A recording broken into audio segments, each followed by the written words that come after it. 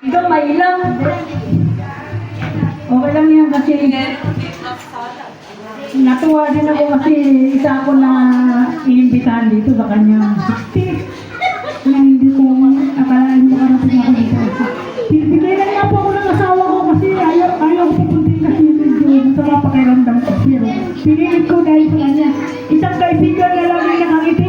Na hindi mo makitaan na kasi mga pag naglalakad yan sa akin harapan ng tindahan ko.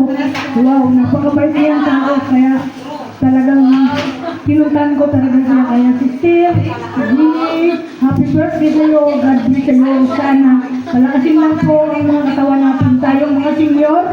Dahil senior na tayo. Talagang pupunta na tayo doon. Okay lang yun. Malakas naman tayo. God bless sa Panginoon. Andiyan naman ang Panginoon. Umaantabay sa akin mga senior. Kaya, thank you so much sa kaarawan mo. Okay. Thank you kay Marisa.